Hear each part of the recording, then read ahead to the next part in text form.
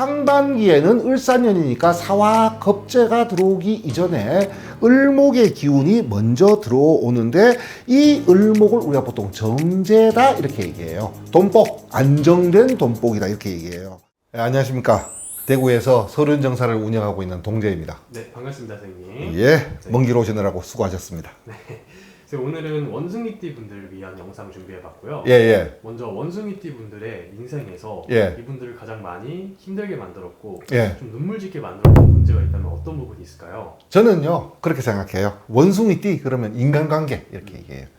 자, 왜? 자, 천고성을 놓았다 이렇게 얘기를 해요. 자, 12띠를 하늘에 12개의 별자리에 배대한 게 있거든요. 거기서 원숭이띠를 얘기할 때 천고성, 신고성 이렇게 얘기해요. 고자는 외로울 고자예요. 그래서 어떤 외로움이 있다라는 거예요. 근데 제가 또 사주 보면서 많이 쓰는 말이 하나 있어요. 난 잘한다고 잘했는데 글자에 이 글자가 하나가 들어갔다고 해서 외롭다? 그게 오히려 더 이상한 말이라고. 저희들이 사주를 보는 건 뭐냐 하면 이 사람은 어떤 행동 패턴을 보이겠다라고 하는 그것을 예측을 먼저 하는 거예요. 그러다 보니 이제 어떤 결과가 이제 나오는 거지. 얘기할 때는 결과를 얘기하는 거지만 저희들이 사실 학문적으로 예측하는 것은 그 사람은 어떤 스타일의 사람일 것이다를 갖다가 먼저 보는 거거든요. 자, 그러면 왜 외로우냐라고 얘기했을 때 있잖아요. 좀 요걸 갖다가 여러 가지 이유를 갖다가 말씀드릴 수 있는데 종합해서 한마디로 정리하면요. 내가 옳다예요. 좀 그런 기운이 좀 강해요. 예, 나는 맞고 너는 틀렸어. 왜? 몰라. 좌우지간 원래 약간 그런 이렇게 하면 기분 나쁘겠다. 그런 게 좀 없잖아. 있다라는 거예요. 네네. 그 이유가 범띠와 더불어서 인도를 놓았다라고 해가지고 명예욕이나 리더십이 강한 거는 이제 범띠와 비슷한데 차이점이 뭐냐면 범띠는 그래도 인간관계 중심으로 문제를 풀어나가다 보니 따뜻함이라는 것이 좀 숨어 있기는 해요. 겉으로는 거칠어도. 근데 원숭이띠는요 논리적이고 이치적인 사람이다 보니까 다소간 냉정함이 있는 거예요. 그러니까 말은 늘 맞는 말을 해요. 이치적이고 논리적으로 생각하는 사람이니까. 그렇지만 사람은 이 생각으로 움직이는 것이 아니고 감정으로 움직이는 거잖아요. 네네. 그러다 보니까 주위 사람들이 볼 때 뭐라고 표현하냐면 맞기는 분명히 맞고 매번 옳은 결정을 하기는 함에도 불구하고 좀 약간 인간미가 떨어진다라고 느낄 수가 있는 거예요. 주변 사람들이. 자, 그러다 보니 이제 특히나 우리가 보통 노년의 나이에 그 신금이라는 것이 들어오게 되면요. 노년에 천고성이 들어와가지고 좀 외롭다. 이렇게 이제 얘기를 할 수가 있는 거예요. 바로 그런 부분 때문에 자꾸 이 주위에 사람들이 좀 잘 안 붙어 있는 내 딴에는 잘해준다고 잘해주는데 본인 입장에서 늘 뒤통수 맞고 배신당했다고 느낄 수밖에 없는 거죠. 그래서 아마 이분들이 제일 힘들어하는 게 무엇이냐, 마음 아파하는 것이 무엇이냐, 바로 이 외로움이다. 이렇게 이제 말씀을 드리고 싶어요, 저는. 알겠습니다. 그럼 이제 2025년도 예. 일사년이죠. 예. 일사년에 원숭이띠 분들의 운세 좀 어떻게 보이실까요? 자, 내년 을사년 운세를 한마디로 말씀드리면요. 겁살이 들어왔다. 이렇게 얘기를 해요. 자, 이 겁이라는 단어는요. 위협한다. 혹은 빼앗는다. 또 부지런하다. 이런 뜻을 가지고 있어요. 자, 내가 그렇게 한다는 뜻을 갖다가 내포를 하고 있어요. 자, 그래서 우리가 비유컨대 이렇게 얘기해요. 사실 썩 좋은 운은 아니에요. 네. 그런데 뭐든지 기회로 잡으면 되거든요. 이게 타이타닉 영화 같은 거 봤을 때 배가 이제 깔아앉아가지고 물에 배가 막 부서지기 시작하고 불나고 막 전쟁 영화 때 포탄 맞고 이게 삼재예요. 네. 자, 삼재가 끝나고 나면 어떻게 되냐면 이제 부서질 거 다 부서지고 배는 깔아앉았어요. 네. 나는 물에 빠졌어요. 이제 살아야 될 거 아니에요. 어떻게든 지푸라기라도 하나 잡고 살아야 되거든. 자, 이럴 때는요. 우리가 이게 잘했는지 못했는지는 모르겠지만 논리로서 우리가 윤리적으로 판단할 수 없는 잣대가 하나가 있어. 자, 누가 통나무를 하나 잡고 있어요. 네. 그거 원래 걔 거잖아. 네. 난 빠져 죽는데 빼서. 그럼 뺏어야지. 걔가 죽든지 말든지. 그래서 그런 말이 있어. 난파선에서 살아 돌아온 사람한테는 과정을 자세히 묻지 않는다. 왜? 그런 행동을 했을 수도 있지만 그걸 가지고 처벌할 수는 없으니까 아예 안 물어보는 게 상책이라는 거예요. 자, 내년이 바로 약간 이런 상황이라는 거예요. 뭔가 뺏고 뺏기는 이런 약간 그런 좀 뭐라 그러나 굉장히 전쟁터 같은 상황이에요. 겁살운이 되면요, 일단 바빠지면서 시작해요. 바빠지면서 시작하는데 왠지 모르게 이제 내년이 되면요, 내 인생에 있어서, 그러니까 나라고 하는 사람과 나라고 하는 사람이 몸담고 있는 가정, 직장 모든 데서예요. 뭔가 자꾸 고치고 개선해야 될 게 자꾸 나타나요, 이게. 이게 뭔가를 바꿔야 돼, 지금. 자꾸 그냥 바꾼다라는 느낌이 보다는 있잖아요. 때려서 부셔서 뜯어 고친다는 느낌이 들 일이 생길 일이 자꾸 생겨요, 이게. 자, 그래서 일단은 먼저 바빠진다. 다음 두 번째, 경쟁하고 승부를 내야 되는 상황에 처하는 데 있잖아요.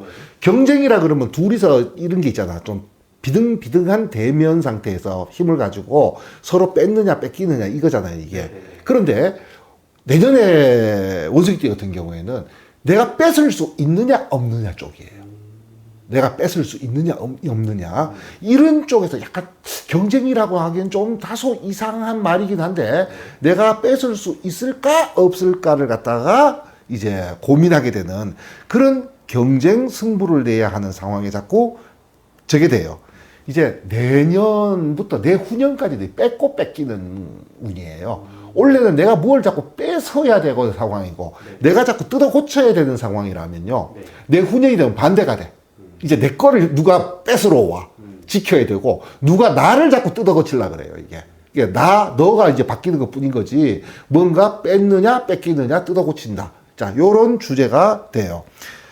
그러니까 뭐, 당연히 좀 피곤하고, 다이나믹하니까 피곤할 수밖에 없고, 그래서, 보통 이제 겁살이다, 재살이 들어오게 되면 있잖아요. 저희들이 꼭 하는 말이 뭐냐 하면, 내년에 이제 겁살이 들어오잖아요. 원숭이띠. 원숭이띠신 분들을 원래 만나면 그 얘기를 해요.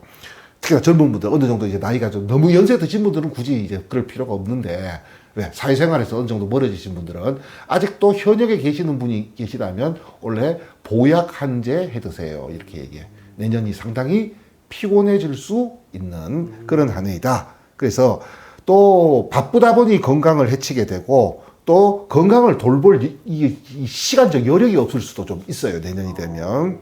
뭐 거듭 드리는 말씀으로 투쟁 심리, 경쟁 심리도 강해지고, 또 야당성이라는 것이 생겨가지고 자꾸 뭔가를 고치고 개선해야 될 거 성격이 바뀌다 보니까 이제 마찰이라고 하는 것도 어쩔 수 없이 좀 생길 수밖에 없겠죠, 인간관계. 근데 원래 같은 경우에는 이 마찰이 나한테 어떤 피해를 주지는 않아요. 근데 이 마찰이 이제 언제 나에게 다시 화살로 되돌아오냐 하면 내후년에 되돌아오거든. 자, 그렇기 때문에 최대한 본인이 협조적으로 좀 움직일 수 있도록 노력을 해야 된다. 이렇게 얘기해요.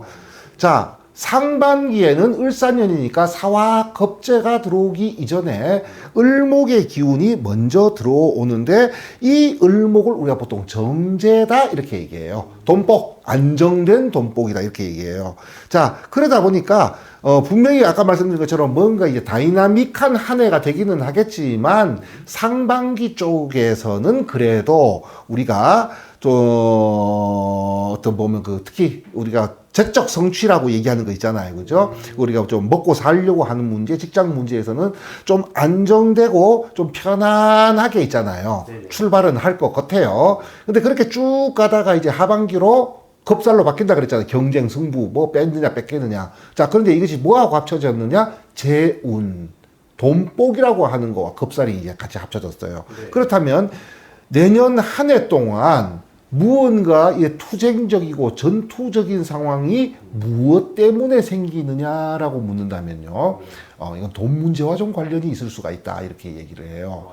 그래서 우리가 보통 그 금전적인 문제, 투자라든가 투기와 관련된 상황일 수가 있어요. 자, 그런데 이 겁살운에서요, 뭔가 투자, 투기 이런 걸로 뭔가를 갖다 이걸 갖다 뺏느냐, 뺏느냐, 못 뺏느냐 이런 상황이 간다 그랬어요. 두 가지만 명심하면 돼.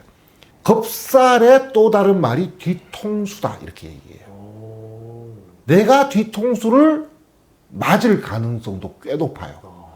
그래서 항상 돈이 움직이는 자리에서 친한 사람을 반드시 경계해야 된다 이렇게 얘기해요. 내년 한 해 동안은.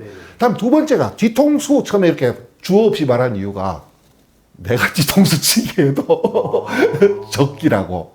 자, 이 무슨 뜻을 들어? 이렇게 얘기하면 좀 저런 소리를 다 스님이 돼가지고 이렇게 얘기할 수 있는데, 네네. 목표가 정해졌을 때 처음부터 나는 이걸 목표로 하고 있다는 것이 주위 사람들한테 알려지잖아요. 네. 경쟁이 들어와요. 딱 방어 모드로 가고요. 내가 이것을 접근하는 데 있어가지고 굉장히 힘들어져요. 네. 두 번째가 탁 처음 한 번 낚아챘을 때 채야지 요때 딱 못 채잖아요. 그럼 이제 다시 내 손에서 멀어져요. 못 들어와. 그러니까 모른 척, 아닌 척, 관심 없는 척 하고 있다가 있잖아요. 기회가 왔을 때 정광석화 같이 덮쳐가지고 있잖아요. 네. 한 번에 뺏어버려야 돼요. 바로 그런 식으로. 자, 그래서 뒤통수. 내가 뒤통수 맞는 것도 조심해야 되지만, 바로 이런 식으로. 그럼 상대방 입장에서 나한테 뒤통수 맞았다는 느낌이, 사실 난 뒤통수 때린 건 아니지만, 들 수도 있긴 하잖아요. 그죠? 자, 그러니까 내가 뒤통수를 맞기에도 쉬운 운이다 보니, 친한 사람, 가까운 사람, 가족, 친구, 조심하셔야 돼요. 특히나 돈 투자와 관련돼 있을 때는. 네. 다음 두 번째, 나도 누구 뒤통수를 약간 친다라는 느낌이 들 정도로 있잖아요. 모르는 척, 관심 없는 척, 싫은 척 하고 있다가 정확한 기회가 왔을 때 한 번에 낚아채울 때 그때 성공 확률이 대단히 높아지는 운이 바로 겁살이다. 이렇게 이제 말씀드릴 수가 있습니다. 한 번에 성공 못하면요, 다시 기회가 안 올 수가 있어요. 그래서 모른 척하고 있다 단숨에 이런 처세술이 내년에는 좀 필요하실 것 같습니다. 알겠습니다. 어찌 보면은 이 인간관계 때문에 많이 힘들어졌다고 했는데. 저희들이요, 사주를 볼 때 네. 어떤 것이 있냐면, 사주 보는 제가 오늘 겁살 운이잖아요. 네네. 아, 그러면 오늘은 인간관계 때문에 힘들어서 상담하러 오는 분들이 많겠구나. 이렇게 이제 예상을 할 수가 있어요. 촬영 오래 하시다 보니까 저하고 자리 바꿔 앉아도 되겠다. 네. 알겠습니다. 오늘 또 이렇게 원숭이띠 분들 위한 영상 준비해봤고요. 예. 네, 오늘 영상은 여기서 이렇게 마무리하겠습니다, 선생님. 예, 감사합니다. 감사합니다.